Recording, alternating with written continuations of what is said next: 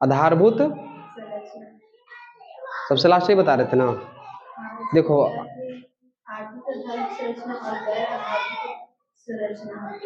आधारभूत संरचना और गैर आधारभूत संरचना, मतलब वो हो गया था, आधारभूत संरचना को कंप्लीट हो गया था। आगे देखो, आगे एक तुम्हारे बुक में क्वेश्चन दिया है कि भारत जो है एक सेवा प्रदाता के रूप में है। क्या? उसको लिखवा देंगे, फिर थोड़ा पढ़ तो लेते हैं। भारत जो है एक सेवा प्रदाता के रूप में है, इसको समझाइए, ऐसा क्वेश्चन आगे दिया हुआ। तो पहले समझते हैं कि सेवा प्रदाता का मतलब क्या होता है, और भारत को ही क्यों कहा जाता है सेवा प्रदाता, आखिरकार ऐसा क्यों कहा जाता है। और देश को इतना सटीक नहीं बैठता है।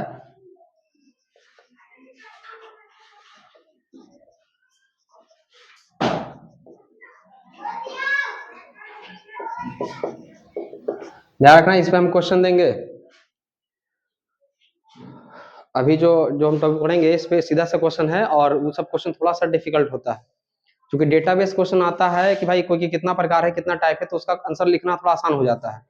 लेकिन अगर क्वेश्चन 2-3 टॉपिक से बनाता है, जैसे ये वाला टॉपिक है, तब क्वेश्चन का आंसर लिखना थोड़ा मुश्किल हो जाता है। तो ये टॉपिक को ध्यान सुनो। और आज हम तुम लोग का बीटीसी बुक लाया है, उसका क्वेश्चन पेज करा देंगे, ठीक है। और जल्दी ये चैप्टर खत्म हो जाएगा।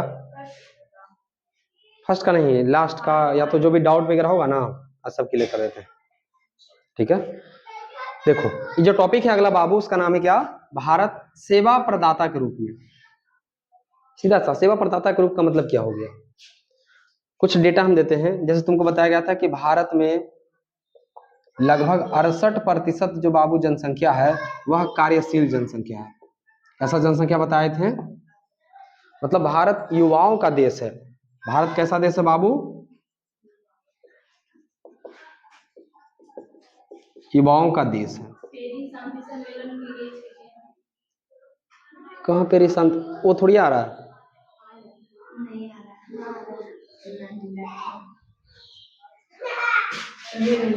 अरे वो नाइन्थ क्लास का है, उसको छोड़ दो।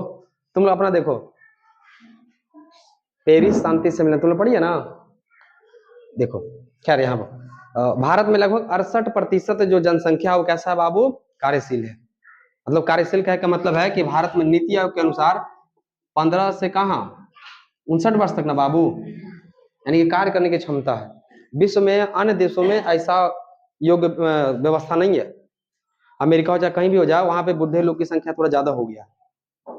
लेकिन ध्यान रखना, अभी अगर इस जनसंख्या का यूज भारत सरकार नहीं किया, तब यकीन मानो ये जो 68% जो कार्यशील अभी है, एक समय के बाद ये क्या हो जाएगा? बुढ़ा होगा।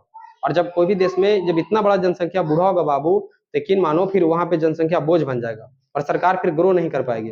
तो क्या अभी बूढ़ा लोग नहीं है? हैं। लेकिन जिस प्रकार से हम लोग के यहाँ अभी कुछ दशक में जनसंख्या बढ़ा है, और एक 15 से लेकर के 59 वर्ष के उम्र में जो आयु में जो अभी लोग हैं, वो काफी सराहनीय है। ये अगर इसको अगर स्किल कर दिया, इसको और कौशल करके, और हर एक फील्ड में अगर काम करेगा बाबू, तबे 2047 तक भारत जो विकसित बनने का राष्ट्र लक्ष्य रखा है उसको पूरा कर पाएगा। अगर स्किल रहेगा बाबू, तो दुनिया में स्किल रहेगा, उसका अलग अलग मांग है। भारत में उत्पादन करेगा ही। अमेरिका जैसे तुम लोग नाम सुना होगा, बड़ा बड़ा कंपनी होता है, उसमें मैक्सिमम जो है भारतीय लोग काम करते हैं, जिसके पास स्किल होता है। भारत के साथ एक और क्या दिक्कत है, दिक्कत के अभी के हिसाब से उसको सही मानिए कि अगर जो भारत में पढ़े लिखे लोग हैं, जो आईआईटी बॉम्बे वगैरह से पढ़े हुए हैं, जो टॉपर हैं, उसका डिमांड विदेशों में ज्यादा है। जैसे गूगल का सीईओ वो भी भारतीय मूल का है। आप जो बड़ा बड़ा कंपनी देखते हैं, उसका जो ऑपरेटिंग करने वाला होता है, उसका जो चलाने वाला होता है, वो सब टॉप ब्रेन लगभग आपको मैक्सिमम जगह पे भारतीय दिख जाएगा। अब भारतीय मूल के लोग अगर विदेश में काम करेंगे बाबू, तो विदेश से कहीं ना कहीं हमको विदेशी मुद्रा आएगा, और जब विदेशी मुद्रा आएगा तो देश की समृद्धि बढ़ेगी नहीं बढ़ेगा? बिल्कुल बढ़ेगा। और किसी भी देश में विदेशी मुद्रा का अगर अंत प्रवाह होता है, उस एंट्री करता है बाबू, आता है, तब उस स्थिति में उस देश का जो आर्थिक स्थिति होता है वो मजबूत होता है, अर्थव्यवस्था मजबूत होता है। वहां काम करेगा, वहां सरकार की सैलरी देगा, तो पैसा कहाँ आएगा? भारत में आएगा ना। अरे वो आदमी ना बाहर काम कर रहा है, लंदन में काम कर रहा है, सपोज कीजिए अमेरिका में कोई आदमी काम कर रहा है, उसका परिवार तो ही है, वहां पे काम किया, उसको सैलरी मिला, डॉलर के रूप में मिला, चाहे किसी और रूप में मिला, आगे एक्सचेंज करके पैसा तो भारत में है ना। तो भारत का अर्थव्यवस्था मजबूत होगी ना? मजबूत होगा, बिल्कुल होगा मजबूत। तो अब देखो इतना बड़ा जनसंख्या और विश्व में अलग अलग स्थानों पर फैला हुआ है, जिस कारण भारत को वर्तमान समय में एक नया नाम पुकारा जाता है। वो क्या उसको कहते हैं? सेवा प्रदाता के रूप में, सर्विस के रूप में। एक वर्ड आएगा तुम लोग को, बाह्य सोर्स।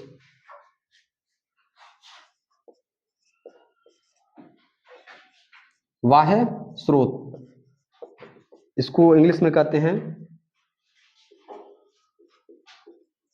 आउटसोर्सिंग। क्या इसको बोलते हैं? आउटसोर्सिंग। क्या होता है आउटसोर्सिंग? क्योंकि इस सब का कॉन्सेप्ट और आउटसोर्सिंग पर ही टिका हुआ है। जैसे अगर कोई अमेरिका या तो कहीं की भी कोई कंपनी है, ठीक है, अब वो अपने कर्मचारी, अपने देश के कर्मचारी को रख रहा है, तो उसको ज्यादा पैसा देना पड़ रहा है।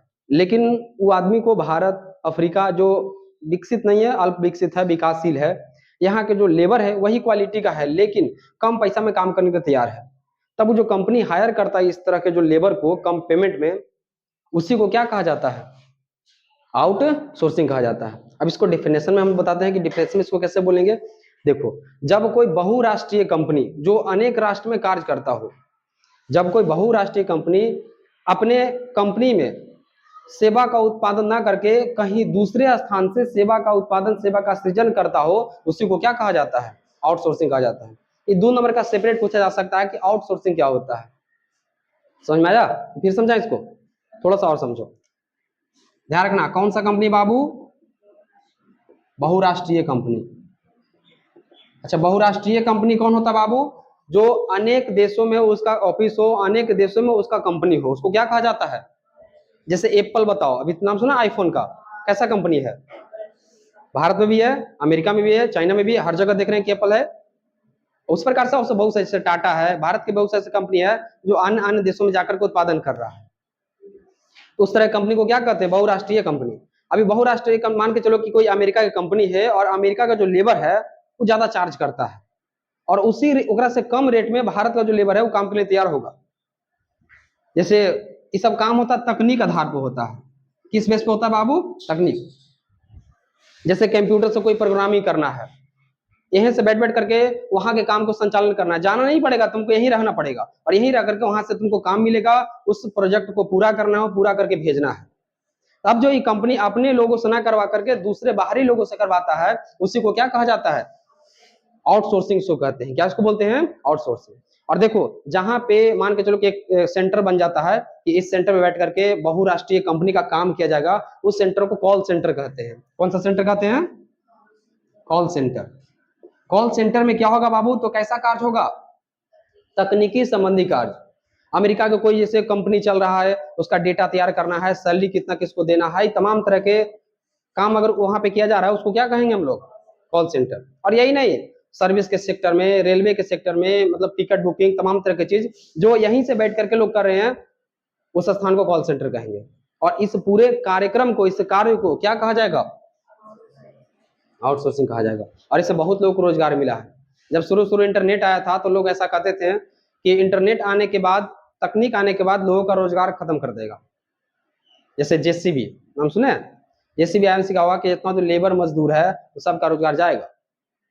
कंप्यूटर आया तो सबसे लोग कहा कि कंप्यूटर आने के बाद सबका रोजगार खत्म होगा, क्योंकि कंप्यूटर, अब पहले क्या होता, खाता भाई होता था, बैठ करके लिस्ट तैयार कर रहा है तो 2 4 5 आदमी की जरूरत है, कंप्यूटर पूरा लिस्ट तैयार कर दिया है। अब देखो सबको तो लिस्ट वहां मिल जाता है। आज गूगल पर क्या नहीं उपलब्ध है? हर चीज उपलब्ध है। लेकिन वही पहले अगर जानकारी लेना होता था, डिक्शनरी उलट रहे हैं, स्पेलिंग खोज रहे हैं, तो ए से बी से सी से जेड से स्पेलिंग खोज रहे हैं। आज मोबाइल का जमाना का तुरंत हो गया।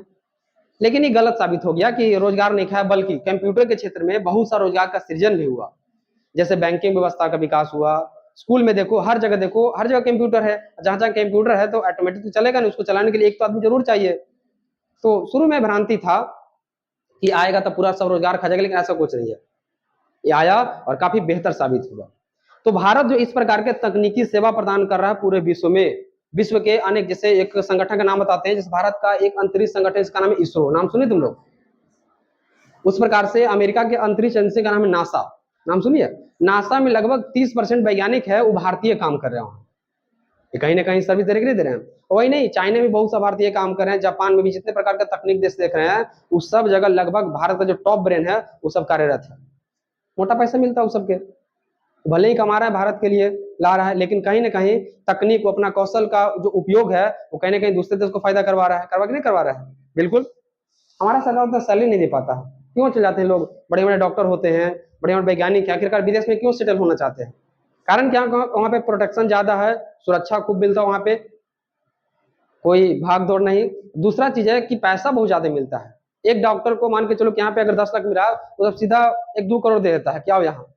अब यहाँ के डॉक्टर सोचेगा कि भाई 10 लाख रुपया दे रहा है तो 10 महीना काम करेंगे तो 1-8 करोड़ होगा, वहां 2-4-5 महीने अगर काम कर लेंगे तो 5-6 करोड़ हो जाएगा, तो हम तो खा पी के पूरा कंप्लीट हो ही जाएंगे, अगला पीढ़ी को भी कंप्लीट कर देते हैं। उसके चक्कर में वहां लोग चले जाते हैं, और अपना जो कौशल कुशलता होता है, अब ओकरे में कुछ जो राष्ट्रवादी टाइप के जो लोग हैं, जो कहते हैं कि नहीं, चाहे तो 10 रुपया दे तो 5 रुपया दे, हम कहाँ काम करेंगे, भारत के लिए काम करेंगे। लेकिन भारत उस तरह के उसको तकनीक भी नहीं जुटा पाता है, उसको वहां जिस प्रकार से तकनीक मिलता है यहाँ नहीं मिल पाता है। तो बहुत सा चैलेंज, बहुत सा चुनौतियां हैं, और अभी विकास के क्रम में भारत है। अभी भारत जो है मोटा मोटा काम कर रहा है, जैसे लोगों को कौशल बना रहा है। अभी सब धीरे धीरे स्पीड पकड़ेगा तो फिर धीरे धीरे तकनीक में भी हम लोग आगे आएंगे। तो भारत, अब देखो, अब तो कुछ आइडिया लग रहा हो कि भारत को आखिरकार सेवा प्रदाता क्यों कहा जाता है। तो उसका आंसर हम यहीं से शुरू करेंगे कि भारत में लगभग 68% कैसी जनसंख्या है, कार्यशील है, जो विश्व के अन्य अलग अलग तमाम देशों में कार्यरत है। कोई दिक्कत? इसको कुछ लिखवा देते हैं, देखो।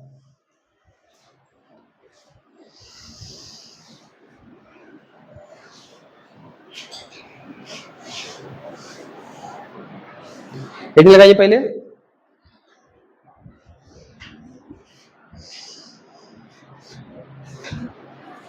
भारत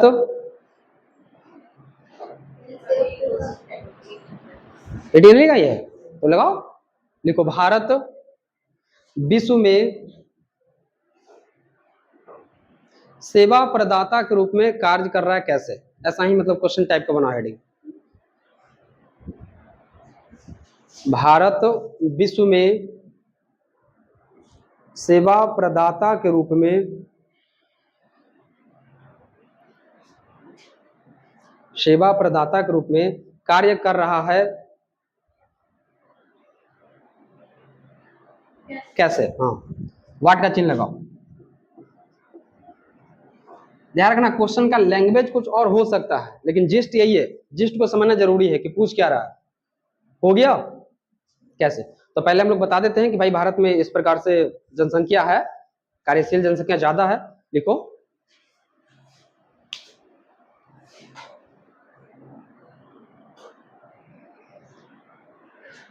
अच्छा, 21वीं सदी तुम लोग समझ जाएगी। अभी हम लोग कौन सा सदी में जी रहे हैं, कब से कब तक चलेगा ये? 2000 से लेकर कब तक? 2099 तक, यानी मोटा मोटा 2000 से 100 साल और ऐड कर लो, 2100 साल तक, यही ना। तो 21वीं सदी, चूंकि सब जो कार्यक्रम हुआ है, तकनीक वगैरह, ये सब कौन सा क्षेत्र में आया है, कौन सा सदी में आया है? 21वीं सदी का देन है। तो लिखो, लिखिए 21वीं सदी में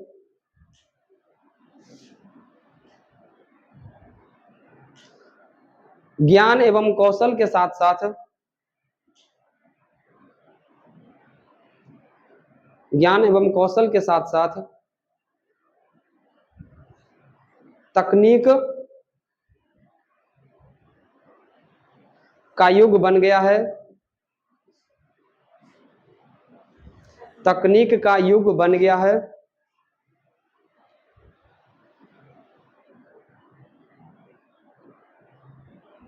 आज विकसित देश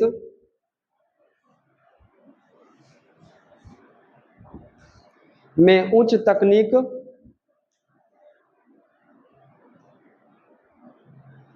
तथा उच्च शिक्षा होने के कारण, उच्च तकनीक तथा उच्च शिक्षा होने के कारण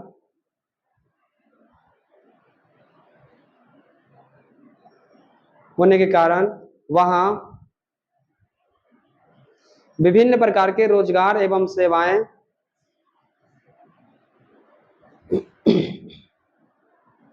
विभिन्न प्रकार के रोजगार एवं सेवाएं उपलब्ध है।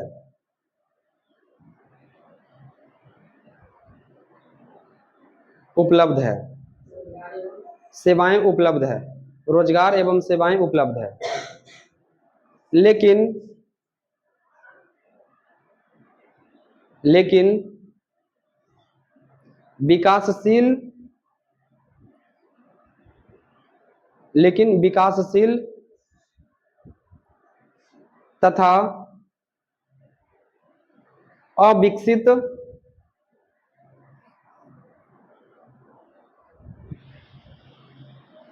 देशों में उच्च तकनीक एवं ज्ञान के कारण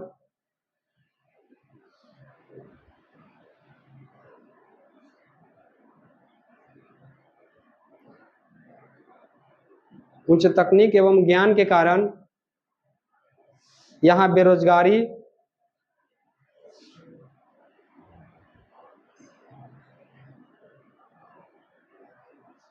तथा गरीबी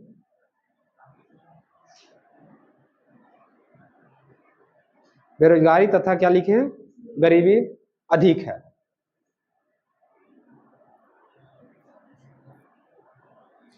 हो गया। अब पैराग्राफ चेंज करना। लिखिए, आज भारत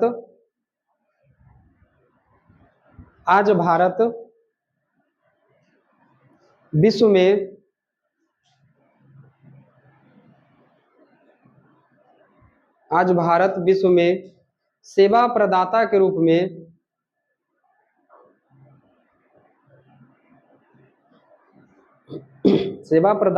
में जाना जाता है। सेवा प्रदाता के रूप में जाना जाता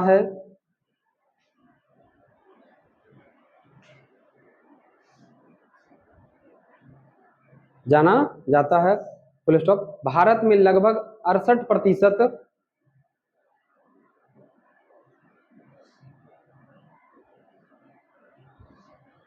68% कार्यशील जनसंख्या उपलब्ध होने के कारण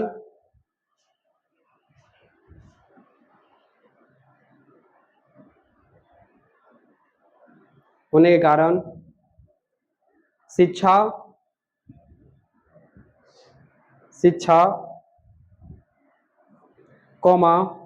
स्वास्थ्य,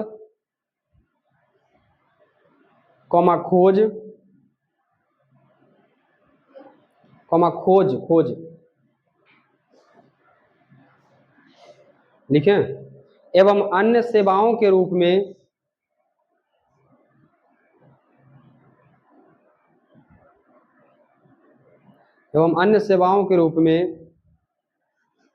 विश्व के अनेक देशों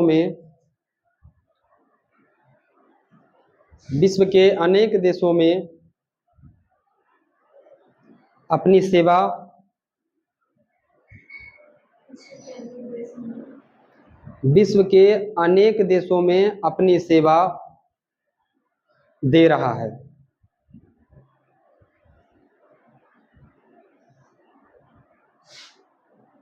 फुल स्टॉप। भारत में बहुराष्ट्रीय कंपनियों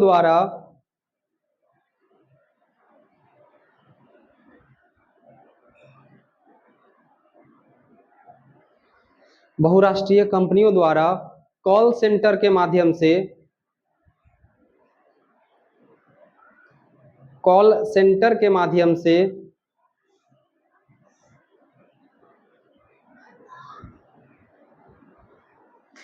क्या लिखे, भारत में लिखे थे।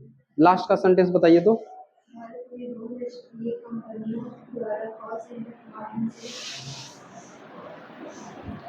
माध्यम से तकनीकी सेवा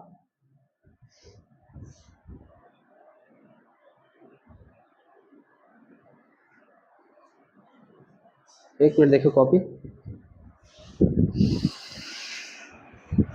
भारत में बहुराष्ट्रीय कंपनियों द्वारा कॉल सेंटर के माध्यम से तकनीकी सेवा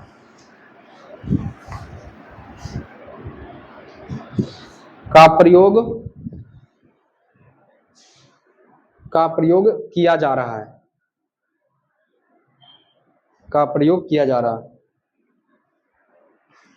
हो गया।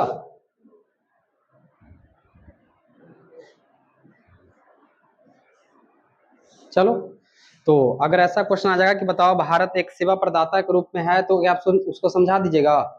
पहले तो बता देना है कि भाई 21वीं सदी किसका, इसमें किसका जलवा है, तकनीक का जलवा है, ज्ञान का है, यही सब चीज का है ना।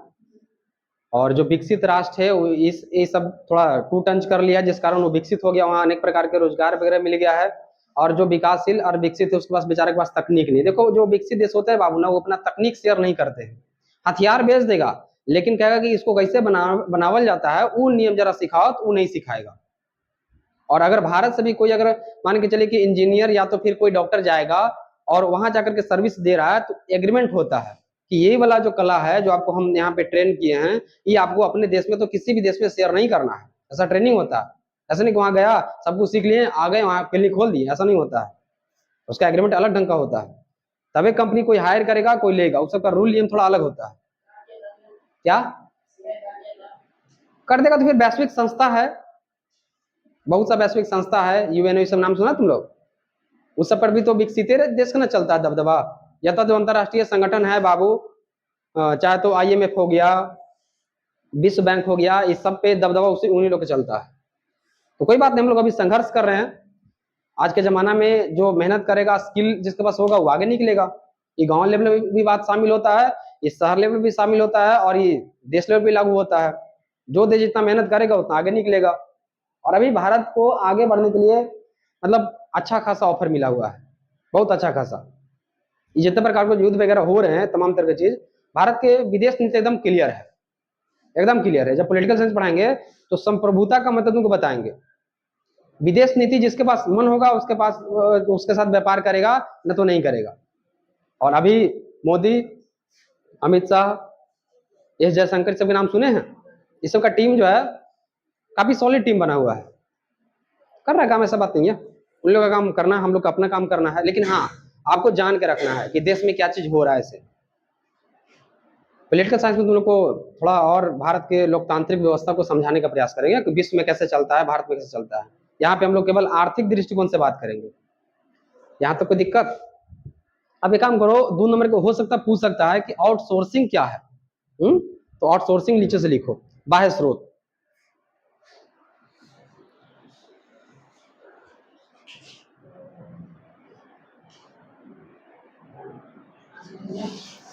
नीचे से स्टार देख करके साइड हेडिंग लगाओ।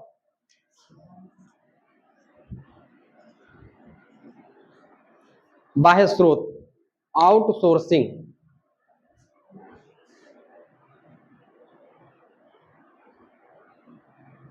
बोले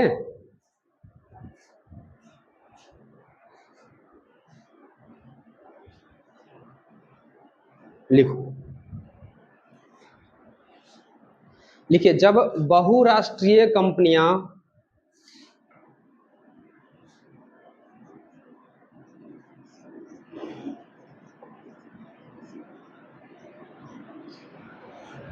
जब बहुराष्ट्रीय कंपनियां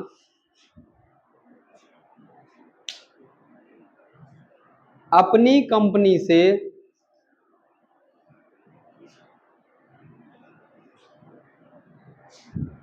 कंपनी से नियमित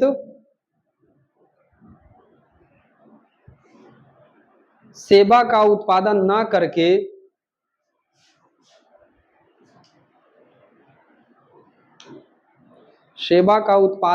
करके किसी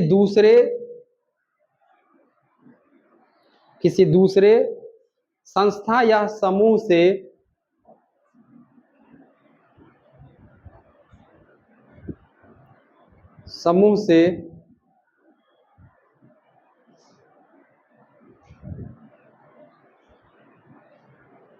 नियमित उत्पादन, सॉरी नियमित सेवा लिखना, नियमित सेवा का उत्पादन करवाता हो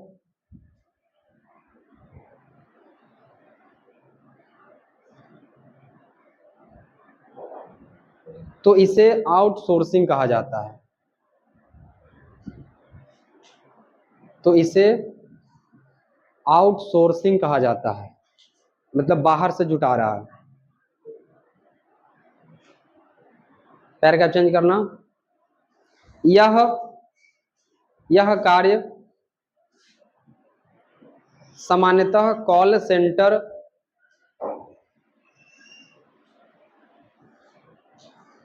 सेंटर के माध्यम से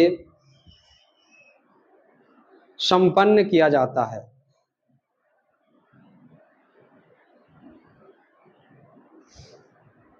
इसमें बैंकिंग,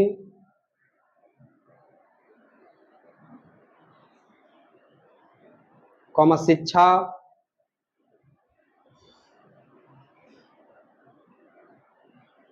बैंकिंग क्या लिखें, शिक्षा, रेलवे,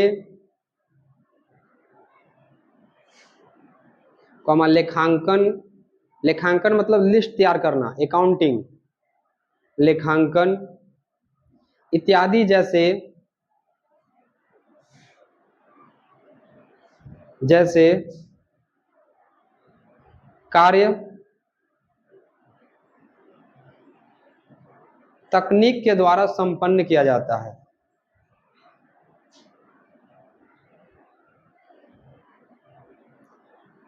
तकनीक के द्वारा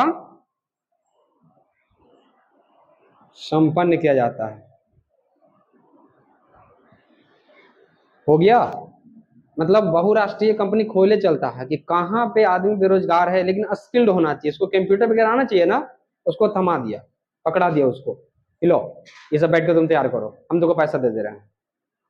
अब उसको अफ्रीका में तो कहीं भी रहेगा उसको कम मिलेगा, उसको दे ही देगा। अब चूंकि हम लोग के चूंकि लाइफ में ये सब चीज प्रैक्टिकली होता नहीं है, जिस कारण हमको अजीब थोड़ा सा लगता है कि अच्छा ऐसा क्या काम होगा जो यहाँ पे है और कंप्यूटर से काम कर ले रहा है। नहीं, आज के जमाने में ऐसा ही काम होता है बाबू, डेटा प्रोग्रामिंग होता है। जैसे तुम लोग AI चैट GPT को जानेगा तो तुम लोग मतलब उसका व्यापक उसका यूज है। जब थोड़ा और बड़ा होना तो इस सब चीज पे कभी जो है सर्च करते रहना, देखते रहना सब चीज को, क्या होता है चैट GPT, क्या होता है AI, क्या होता है ये सब चीज।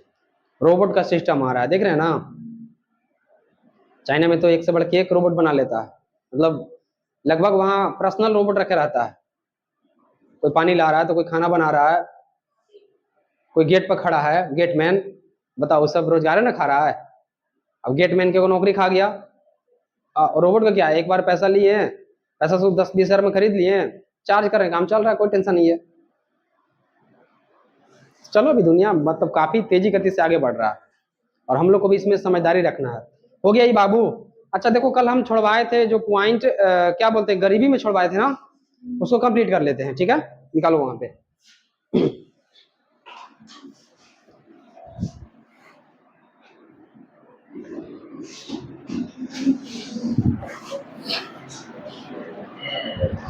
भारत में गरीबी का कारण लगता बता दिए थे ना वहां पे, लास्ट थे ना। फिर आगे बताना था कि गरीबी रेखा,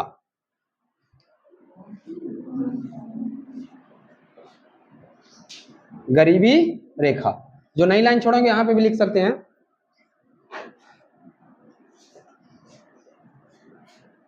पॉवर्टी लाइन।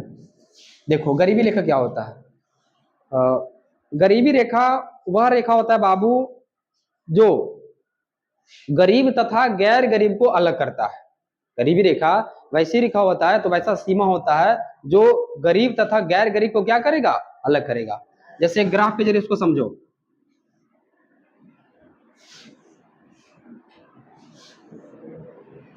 ये है बाबू गरीबी रेखा, ये क्या है, गरीबी रेखा है। अब देखो ई लाइन से ऊपर वाले लोग को हम लोग क्या कहेंगे, APL कहेंगे, और नीचे वालों को क्या कहेंगे हम लोग, अच्छा BPL का फुल फॉर्म क्या होगा, बिलो पॉवर्टी लाइन। बिलो का मतलब नीचे होता है, APL का मतलब क्या होगा, एबव पॉवर्टी लाइन। तो तुमको नहीं लगता है कि जो गरीबी रेखा है यहाँ पे सेट किया गया, मान चलो कि यहाँ पे सेट कर दिया गया है 20,000 रुपया, 20,000 ज्यादा हो जाएगा भारत के लिए, 10,000 ले लेते हैं, 10,000 ही सेट कर दिया है। अब कोई आदमी 10,000 ज्यादा कमाई कर रहा है, इसका मतलब वो किस में आ जाएगा, अच्छा 1000 हो गया, ठीक है, एग्जाम्पल है, केवल समझो इसको, माइंड करने की जरूरत नहीं है। और अगर मान के चलो कि कोई नीचे है, उसको कौन सा कैटेगरी में रखेंगे हम लोग, अर्थात वो गरीब है, तो ध्यान रखना, फिर से बता दे रहे हैं, गरीबी रेखा क्या है बाबू, वह सीमा या वह रेखा जो गरीब तथा गैर गरीब को क्या करता है, अलग करता है। इसको आप क्या कह सकते हैं, गैर, और इसको क्या कह सकते हैं, गरीब कहते हैं। बस यही लाइन को क्या कहते हैं, गरीबी रेखा कहते हैं। अब देखो, गरीबी रेखा का जो निर्धारण गणना किया जाता है, कल तुमको बताए थे दो तरह गरीब होता है, एक सापेक्ष, दूसरा क्या होता है, निरपेक्ष होता है। तो जो गरीबी रेखा का जो गणना होगा, जो वास्तविक में गरीब होते हैं वो सापेक्ष की निरपेक्ष होते हैं, निरपेक्ष। तो भारत में गरीबी की गणना जो किया जाता है वो कौन सा गरीबी किया जाता है, निरपेक्ष, जो अपनी मूलभूत आवश्यकता को पूरा नहीं कर पा रहे हैं। अब मूलभूत आवश्यकता कितना बताए थे, 4 नहीं 5 बताए थे, 5 बताए थे ना। चलिए आगे देखो, अभी जो गणना किया जाता है वो कौन करता है, गरीबी की गणना हो, CSO। अभी जो आधार बनाता है उसको कहते हैं कैलोरी मापदंड, कैलोरी मापदंड। अभी कैलोरी मापदंड क्या होता है, देखो, या तो लोग शहर में निवास करेंगे, नहीं तो कहाँ निवास करेंगे, ग्रामीण क्षेत्र में, मोटा मोटा यही होगा बाबू, या तो लोग शहर में, ना तो गांव में होंगे।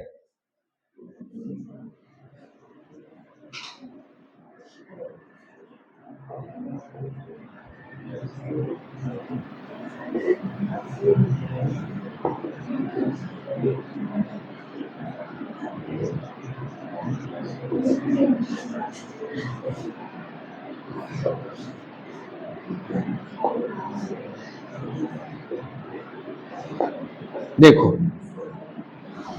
सुनो ध्यान से, एक लकड़वाला समिति बना था, ये एक्चुअली में यही सब दिया था, लकड़वाला समिति जो थे वही बने थे, और एक अधब समिति थे, वो पहले बात बोले थी बोला, लेकिन वो सरकार उसका बात को नहीं माना था। लेकिन लकड़वाला समिति जो मतलब मुहर लगाया, तो सरकार उसका बात को मान लिया कि चलो ठीक है भाई, भारत में गरीबी और अमीरी का जो तुलना किया जाएगा वो पैसा से नहीं बल्कि उसका उपभोग से, वो कितना खर्च कर पा रहा है।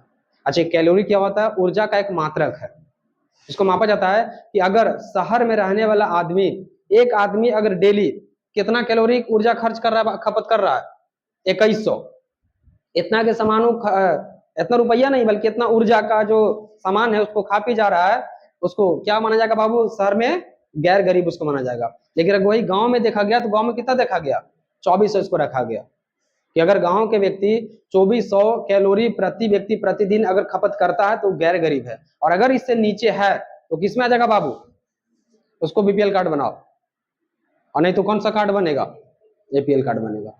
कोई दिक्कत, तो बस यही कल जो टॉपिक छूटा था इसको कंप्लीट कर लेते हैं, लिख लेते जल्दी से, लिखो गरीबी रेखा, डैश करो,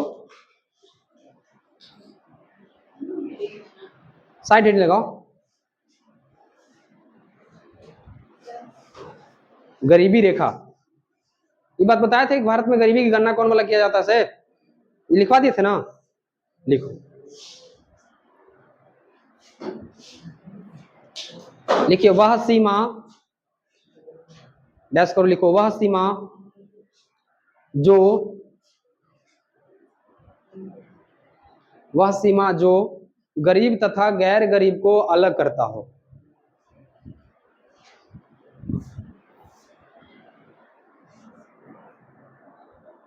वह सीमा जो गरीब तथा गैर गरीब को अलग करता हो।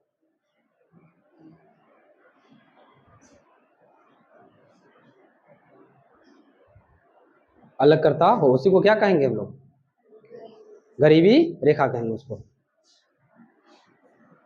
तो एक काम करो, इसको बना लो, ये सही है, इसको बना लो, एग्जाम्पल को बनाओ केवल फटाफट,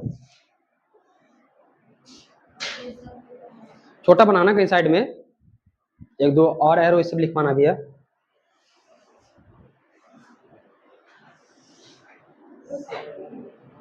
कहीं भी बना लो, जहां पे लिखो उसके नीचे, अरे केवल ये जो आलेख दिख रहा है वो,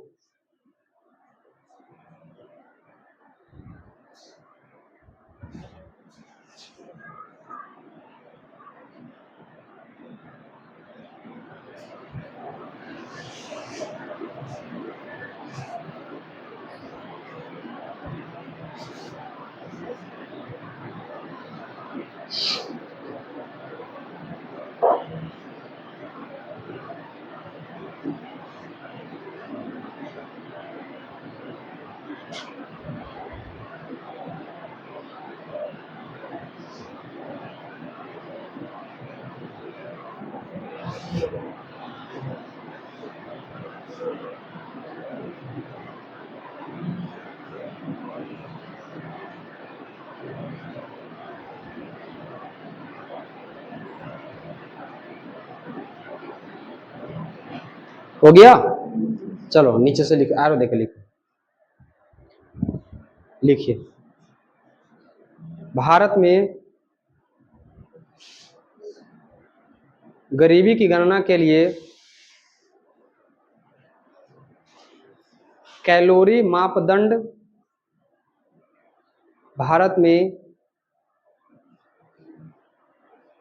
गरीबी की गणना के लिए कैलोरी मापदंड का प्रयोग किया जाता है।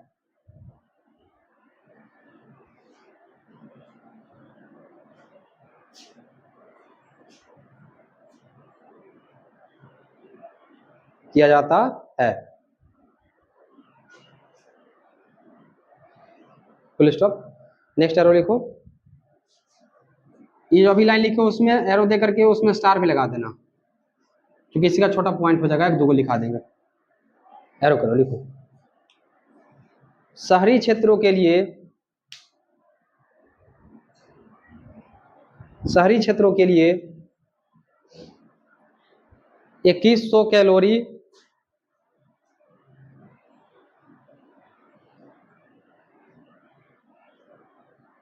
2100 कैलोरी प्रति व्यक्ति प्रतिदिन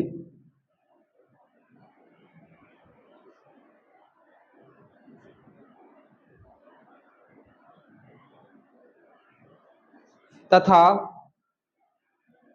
ग्रामीण क्षेत्रों के लिए, तथा ग्रामीण क्षेत्रों के लिए 2400 कैलोरी, 2400 कैलोरी प्रति व्यक्ति प्रतिदिन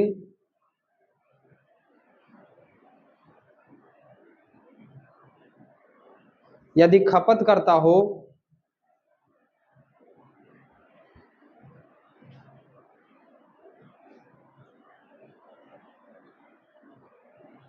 तो वह गैर गरीब होगा, तो वह गैर गरीब होगा।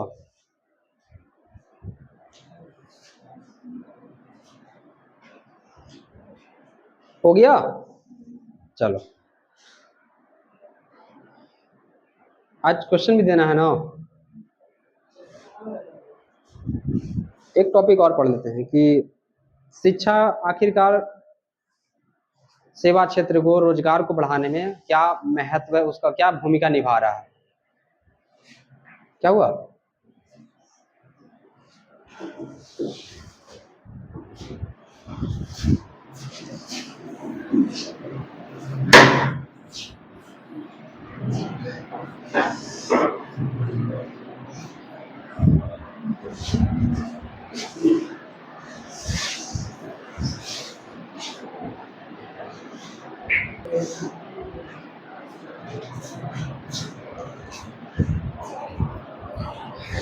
देखो अगला टॉपिक लिखो, लास्ट टॉपिक ये है, लास्ट हो गया। चलो लिखो लिखो,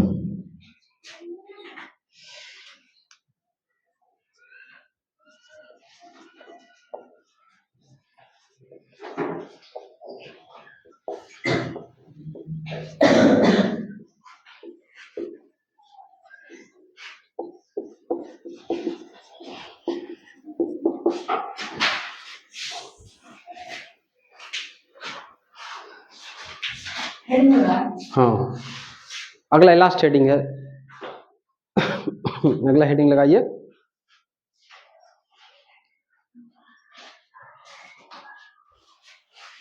वर्तमान मंदी का भारतीय अर्थव्यवस्था पर प्रभाव। हेडिंग लगाओ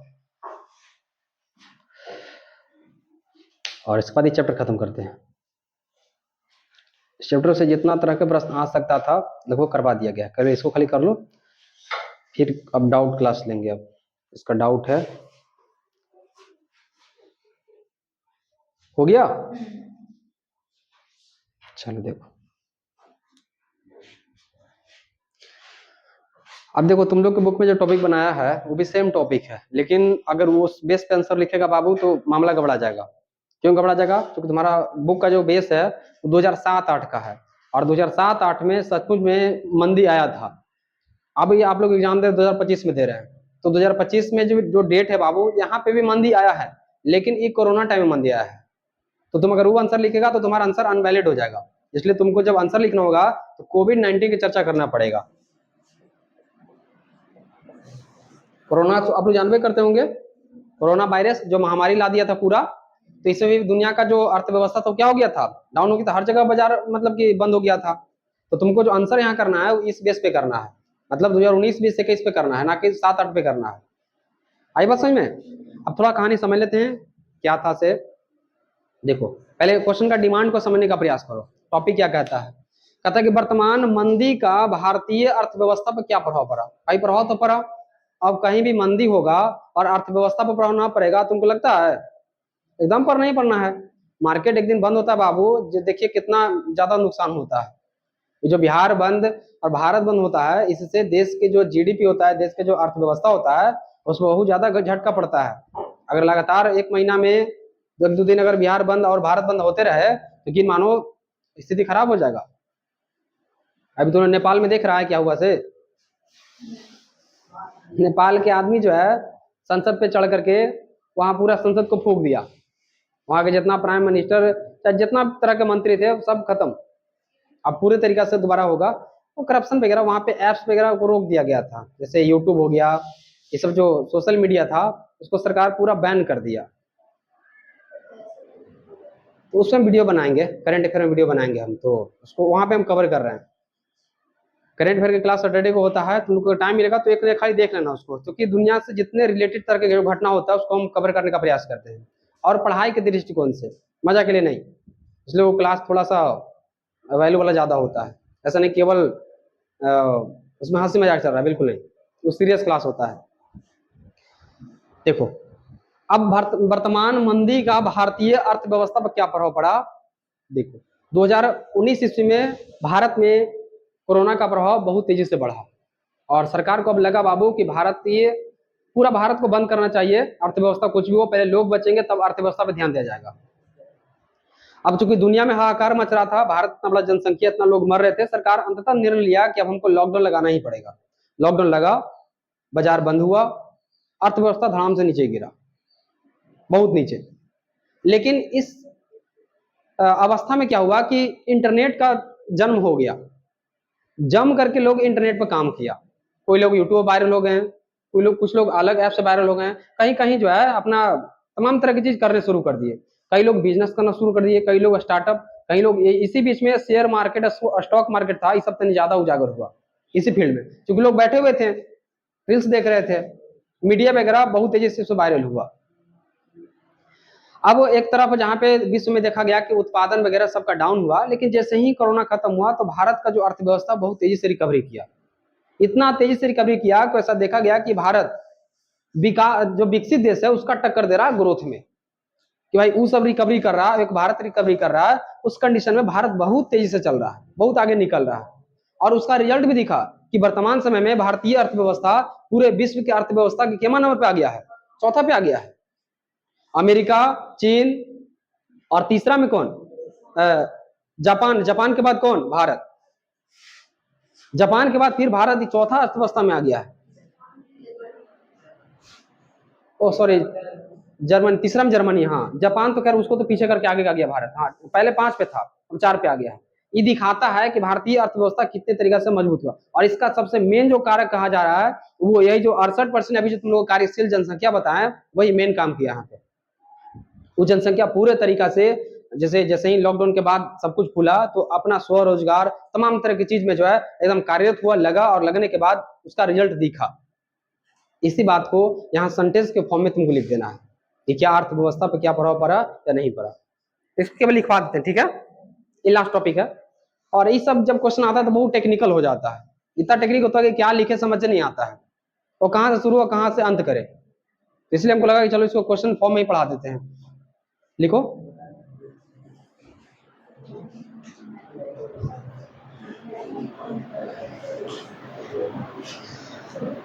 लिखो 2008 8 से शुरू करते हैं। हाँ, 2008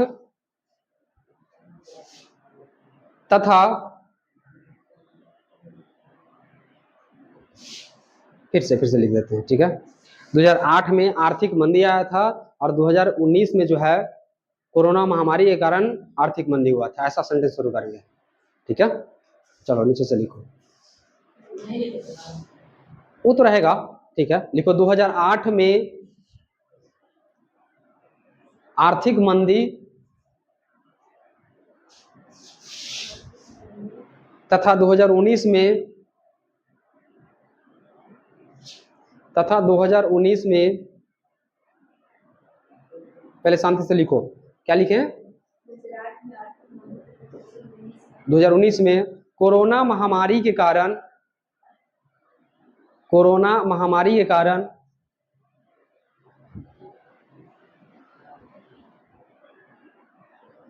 वैश्विक आर्थिक मंदी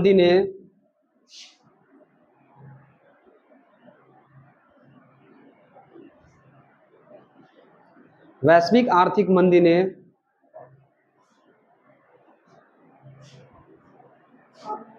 क्या हुआ? कॉल सेंटर आ गया। वैश्विक आर्थिक मंदी ने विश्व के सभी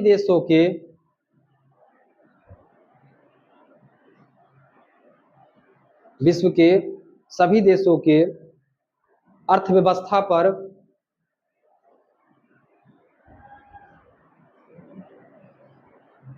बुरा प्रभाव छोड़ा।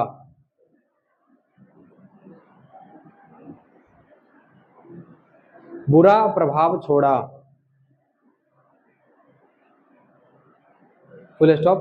भारतीय अर्थव्यवस्था भी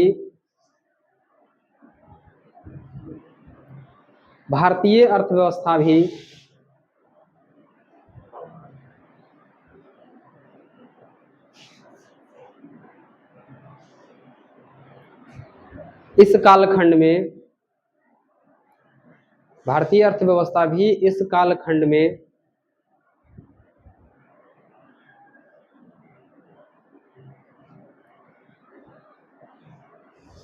क्या लिखे? भारतीय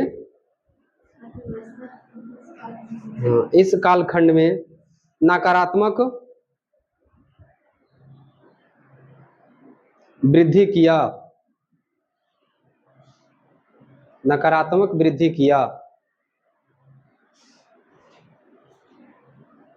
लेकिन जब कोरोना महामारी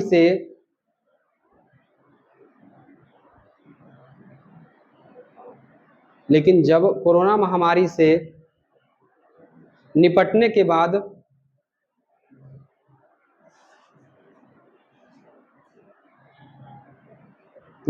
बाद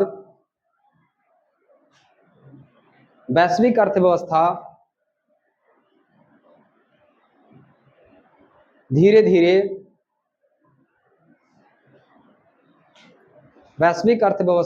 धीरे संतुलित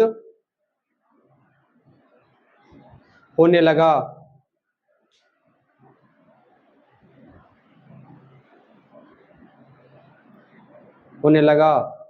इस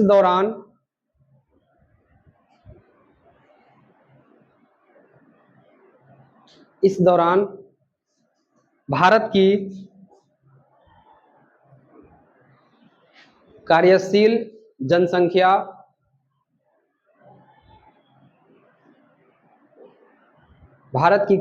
जनसंख्या के कारण भारतीय अर्थव्यवस्था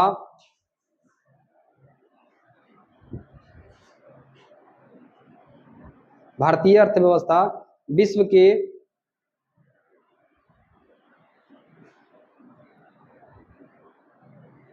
अनेक देशों की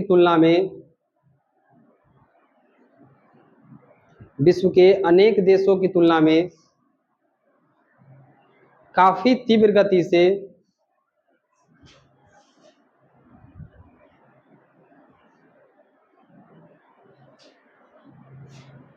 काफी तीव्र गति से उभरा, उभरा, फुल स्टॉप। अब पैराग्राफ चेंज करो। इसका परिणाम यह रहा कि, इसका परिणाम यह रहा कि आज भारत, आज भारत अमेरिका कौमा चीन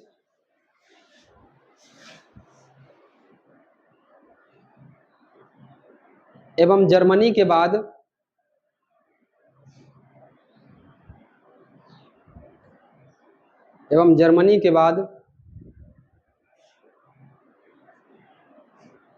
चौथी बड़ी अर्थव्यवस्था वाला देश बन गया है। चौथी बड़ी अर्थव्यवस्था वाला देश बन गया है।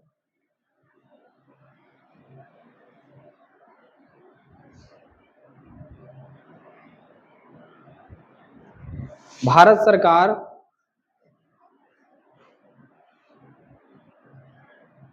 दो हजार सैंतालीस तक,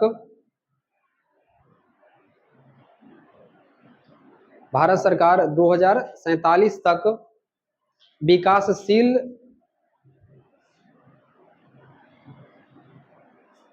देश से विकसित देश,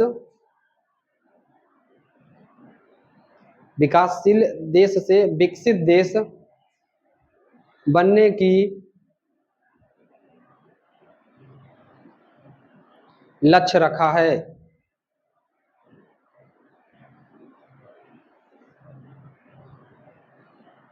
लक्ष्य रखा है।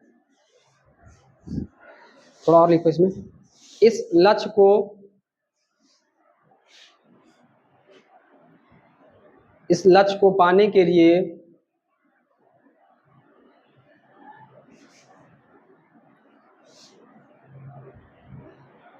भारत के युवा पीढ़ी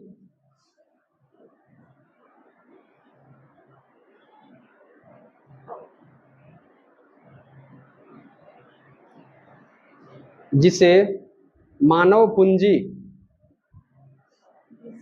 जिसे मानव पूंजी भी कहा जाता है,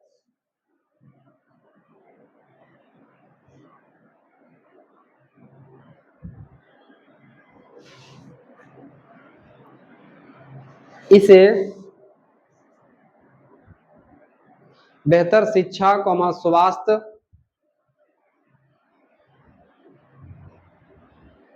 बेहतर शिक्षा, स्वास्थ्य एवं तकनीक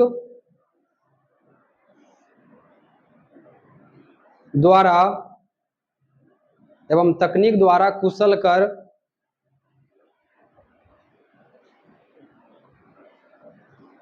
इनकी उत्पादन क्षमता, मतलब इनकी कैपेसिटी, इनकी उत्पादन क्षमता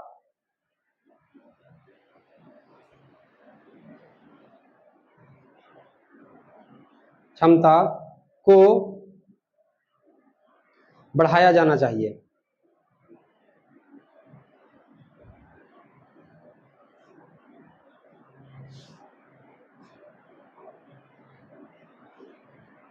बढ़ाया जाना चाहिए। साथ ही कृषि एवं महिला सशक्तिकरण, साथ ही कृषि एवं महिला सशक्तिकरण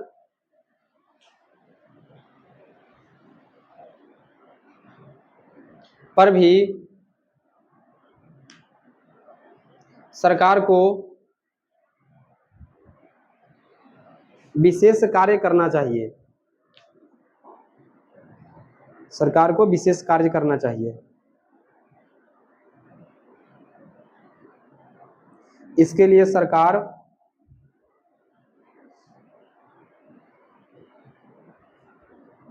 इसके लिए सरकार अनेक योजनाएं जैसे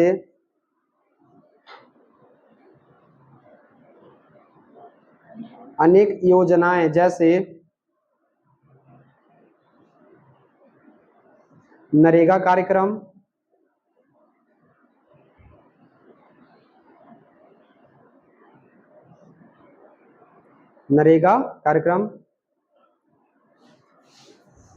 किसान सम्मान निधि, जो 6,000 आता है ना किसान को, एक साल में 6,000 रुपया आता है।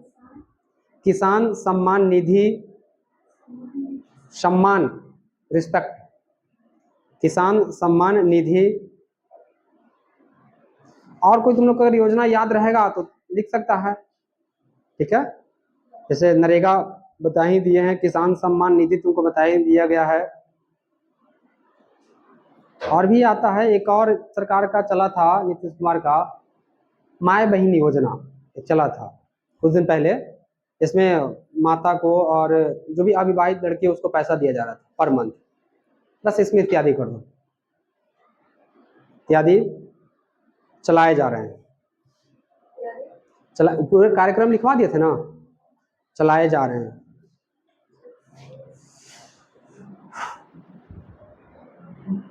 चलाए जा रहे हैं, हो गया। देखो, कॉपी पेस्ट नहीं करना है, बनावटी नहीं बनना है। अपना जो विवेक है, ज्ञान है, उसको यूज करना है, रट्टा पे नहीं जाना है। सेंटेंस आगे पीछे चलेगा। अब इसमें देखो बहुत चीज बताने का प्रयास किया गया। अगर आपसे कुछ ऐसा प्रपोजल जैसा मांग ले क्वेश्चन में कि बताइए भारत में रोजगार की क्या क्या चुनौती है, भारत में शिक्षा किस प्रकार से बढ़ावा देगा, तकनीक से कोई क्वेश्चन आ जाएगा, आपको यही आंसर लिख के आना है। इसको एक बार दो बार पढ़िएगा तो कुछ दिमाग तुम्हारे दिमाग में बैठेगा कि 2 पैराग्राफ है, दोनों पैराग्राफ में अलग अलग बात लिखा गया है। हो जाएगा। देखो एगो एकरा में वर्ड आ गया मानव पूंजी। क्या गया बाबू? ये जो 5 हम लोग पढ़े थे ना, गरीब जैसे मूलभूत आवश्यकता क्या को बताए थे, 5 बताए थे। उसी 5 को समेट करके क्या कहता है? मानव पूंजी। एक युवा जो है उसके पास अगर वो 5 चीज है तो उसको प्रोडक्शन ज्यादा करेगा, और नहीं तो फिर भोजन में, वस्त्र में, और अगर मकान में ही अगर अधूरा रह जाएगा बाबू तो देश के जीडीपी में क्या योगदान करेगा? हम 5 चीज का नाम लिख देते हैं। मानव पूंजी में कौन कौन आ जाएगा बाबू? पहला बताओ क्या हो जाएगा? भोजन। दूसरा बताओ? वस्त्र, बिल्कुल सही। तीसरा? आवास, आवास लिखना। और क्या? शिक्षा। और क्या? स्वास्थ्य। और तुम लोग देखो सरकार इस पे काम भी कर रही है। सरकार जो फ्री में सब कुछ दे रही है, देखो तो अगर तुम मोटा मोटा सरकार का जो कार्यक्रम देखेगा तो सरकार यही सब चीज मेंटेन करने का प्रयास किया जा रहा है कि सब चिंता आप छोड़िए, हम देख लेते हैं। आप देश के जीडीपी को बढ़ाइए, आप कुछ न कुछ स्टार्टअप कीजिए, कुछ न कोई प्रोडक्शन कीजिए, ताकि देश का जीडीपी बढ़ेगा। जैसे देख लो सरकार राशन पानी दे रहा है कि नहीं? फ्री में दे रहा है। और क्या कर रहा है? अच्छा वस्त्र भी देता है क्या? नहीं देता है। स्कूल में नहीं मिलता है 8 क्लास 7 क्लास में स्कूल ड्रेस? अरे तो उसका पैसा बचा रहा है कि नहीं बचा रहा है? और क्या? आवास नहीं दे रहा है? नाम सुने इंदिरा आवास का? वो भी दे रहा है। एजुकेशन नहीं दे रहा है बाबू? अरे सब फ्री हो रहा है। इधर बताओ स्वास्थ्य दे रहा है कि नहीं दे रहा है? हॉस्पिटल वगैरह देखिए कितना आज एक्टिव हो गया है। अगर इन व्यवस्थाओं को देखो, अगर सरकार इतना काम करता है बाबू, अगर लीकेज की समस्या रोक दिया जाए, लीकेज मतलब भ्रष्टाचार को अगर कम कर दिया जाए, तो यकीन मानो तुरंत भारत के जीडीपी तमाम तरह की चीजों एकदम एक्टिव हो जाएगा। सबसे बड़ा समस्या क्या है ना भारत को ग्रो होने में, कि यहाँ पे लीकेज की समस्या बहुत ज्यादा है। ऊपर से 100 रुपया चलता है, बीच में इतना कर्मचारी भ्रष्टाचारी लोग है कि किसान या तो फिर जो गरीब आदमी जिसके लिए वो चला था 100 रुपया, वहां तक आते आते बेचारा के पैकेट में 1-2 रुपया मिल पाता है। इतना हद तक करप्शन है। वो टेबल पर 10 रुपया, वो टेबल पर 10 रुपया, उसे पार होते होते जो है कभी कभी ऐसा होता है कि जाओ बस कागजे पर हो गया काम खत्म, आया था बट गया काम खत्म, कहाँ बटा कोई देखने वाला नहीं है। हालांकि नीतीश कुमार इसमें काम किए हैं। नीतीश कुमार जब से आए हैं तो खास करके पुलिस प्रशासन को टंच कर दिए हैं, सड़क को टू टंच किए हैं, स्कूल को भी बढ़िया बना दिए हैं और हॉस्पिटल भी बढ़िया बना दिए हैं। अब धीरे धीरे टीचर लोग आ रहे हैं, तो अब आने वाला जो टीचर होंगे जो बीपीएससी थ्रू आ रहे हैं ना, ये सब थोड़ा बढ़िया पढ़ाएंगे। ये तो हम लोग को पढ़ाने की क्या जरूरत है? अगर स्कूल मान के चलो को उतना मोटा पैसा मिलता है टीचर लोग को, अगर वही सब बढ़िया से क्वालिटी से अगर पढ़ाई दे दे तो फिर कोचिंग क्या आवश्यकता है? कोई आवश्यकता नहीं है। तो हम लोग तो मजबूरी में चलो भाई लग जाते हैं इधर। हो गया, चलो अब क्वेश्चन लिख लेते हैं, ठीक है। ये चैप्टर खत्म हो गया। इस चैप्टर से जितने प्रकार के प्रश्न आ सकते थे हमको जहां तक पता लगा हम आपको बता दिए। और इतना अगर आप अच्छा से पढ़ लेंगे, तैयारी कर लेंगे, तो यकीन मानो आपका इकोनॉमिक्स में कहीं कोई दिक्कत नहीं होगा। 5 चैप्टर खत्म हो गया, छठा वैश्वीकरण और लास्ट में क्या है, उपभोक्ता, यही है ना, बस 2 चैप्टर है। तो हम जल्दी में इसको खत्म कर देते हैं, फिर पॉलिटिकल साइंस शुरू करेंगे। कोई नोट दो तो अपना, कहां से क्वेश्चन छोड़े थे, है किसी को याद? बैंकिंग व्यवस्था से लगता है क्वेश्चन नहीं दिए थे हम, एक बार जल्दी देखो।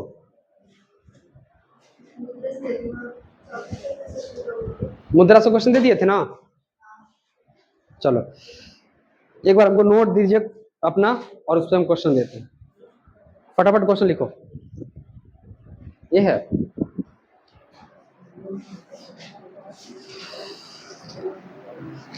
एटीएम कार्ड, इस सबसे क्वेश्चन दे दिए थे ना। और बीटीसी का बुक, भारतीय वन बुक और प्लस में क्वेश्चन बैंक। अगर क्वेश्चन बैंक भी है बाबू तो क्वेश्चन बैंक से क्वेश्चन करो। ये सब बीटीबीसी या प्लस क्वेश्चन। क्या एटीएम से क्वेश्चन नहीं दिए थे?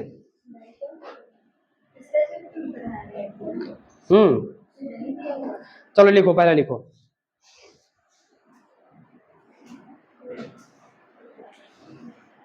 पहले लिखिए, पहले छोटा मार्क्स में देंगे। वित्तीय संस्थाएं को परिभाषित करें।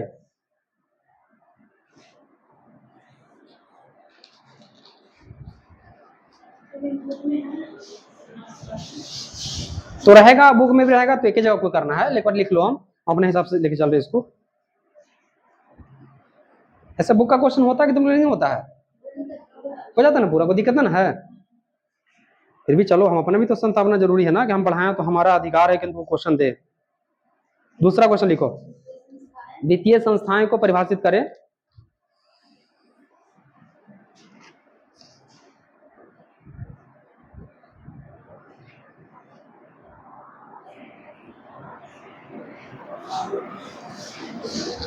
हो गया? प्रधानमंत्री जनधन पे वो क्वेश्चन दे, लिख लाइएगा। लिखो तो, देखते तुम लोग कितना दिमाग काम करता है। लिखो, प्रधानमंत्री जनधन योजना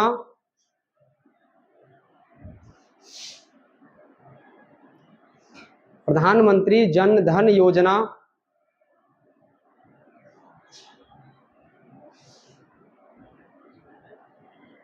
लिखे, भारतीय अर्थव्यवस्था को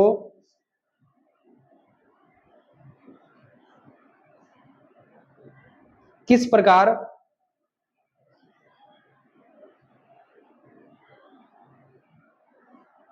लाभ पहुंचाया, किस प्रकार लाभ पहुंचाया।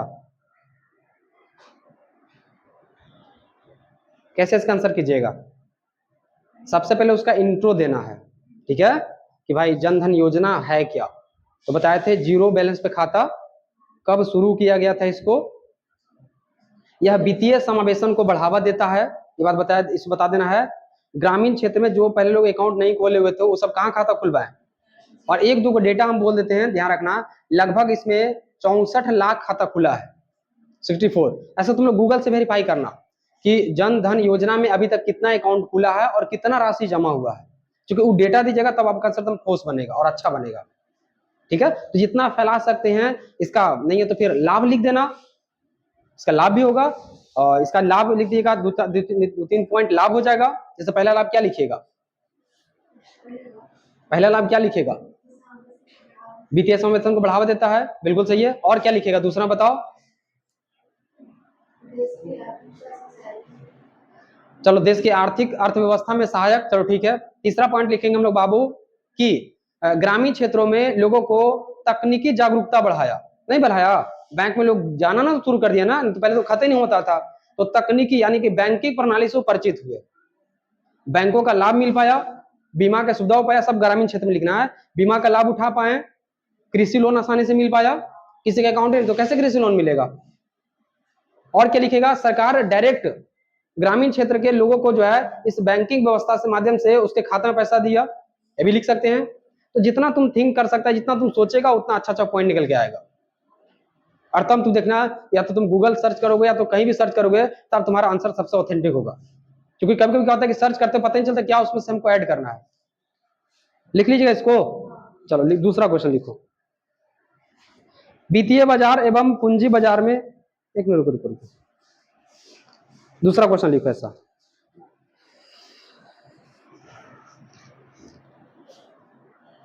पूंजी बाजार तथा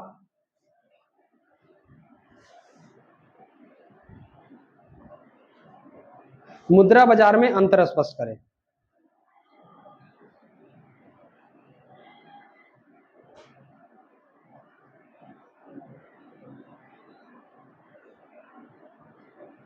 इसमें हिंट करना पड़ेगा, नहीं हो जाएगा बाबू।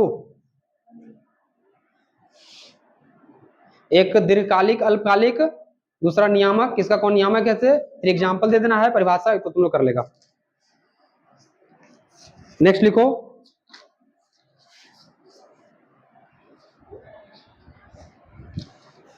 भारत में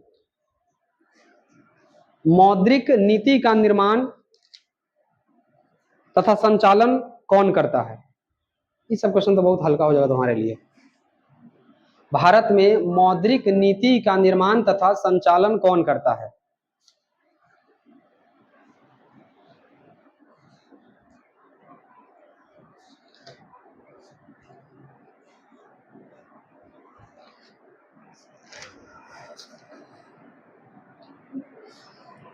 नेक्स्ट, नाबार्ड को परिभाषित करें।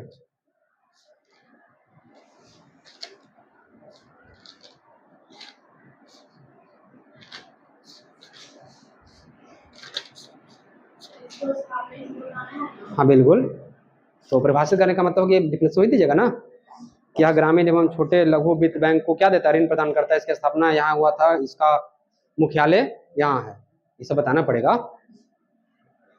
एक क्वेश्चन आरबीआई से देते हैं, देखते हैं कौन कौन उसका लिख पाता है। ऐसे बीटीसी में और लगता है अभी सब क्वेश्चन दिया हुआ है, तो वहां से तो आप लोग कर लीजिएगा ना, इसी को भी में कर लेना है।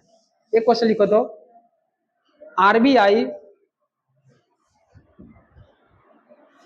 क्वेश्चन लिखिएगा, आरबीआई जिसको केंद्रीय बैंक भी कहते हैं ना, लिखिए आरबीआई भारत में उच्च मुद्रास्फीति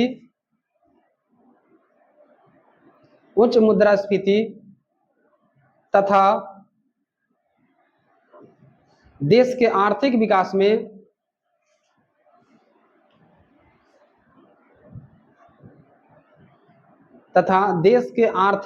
में किस प्रकार सहायक होता है?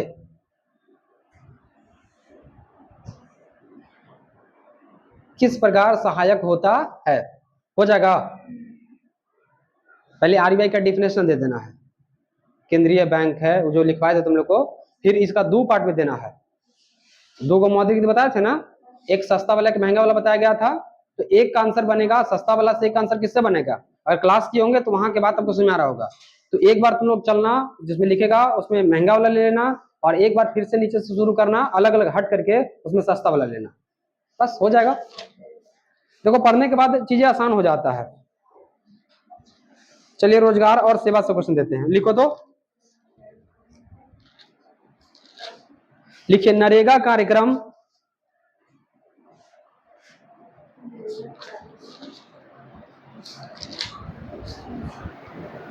पर टिप्पणी करें।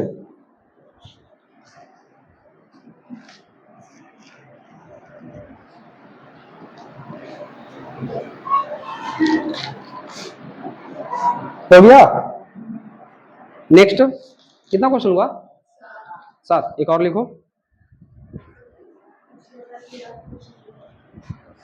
लिखिए रोजगार तथा सेवा के बीच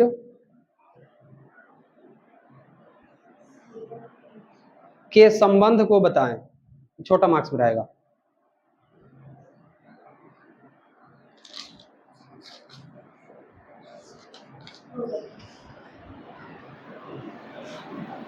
एक और लिख लो तो, भारत में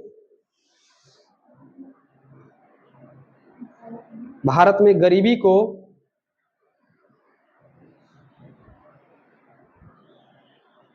कम करने के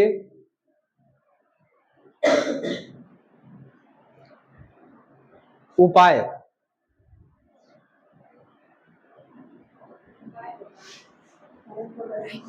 एक मिनट, क्वेश्चन फिर से जरा सुधार लो तो। क्या लिखे? भारत में गरीबी के कारण, सॉरी एक बार सही कर लो इसको, आधा लाइन कटेगा आपका। भारत में क्या लिखे? भारत में गरीबी के कारण तथा इसे कम करने के उपाय को लिखे। ये बेहतर होगा, लिखना ही है। वर्णन कीजिएगा तो लिख के ना कीजिएगा। फिर से बोल देते हैं, भारत में गरीबी के कारण तथा इसे कम करने के उपाय को लिखें। हो गया? तो पहले गरीबी का डिफिनेशन दे देना है, उसके बाद फिर गरीबी भारत में क्यों है, इसका क्या कारण है, इसको बता देना है। उसके बाद इसका क्या, अब देखो जो कारण होगा बाबू वही उसका क्या हो जाएगा, उसको कम करने का उपाय हो जाएगा ना।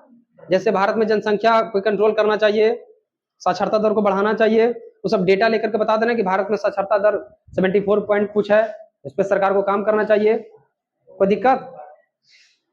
तो चलो डन करते हैं, इसको खत्म हुआ ये। किसी को डाउट है क्वेश्चन बैंक से, किसी भी क्वेश्चन किताब कॉपी से हो, आस्क मी, पूछो उनसे।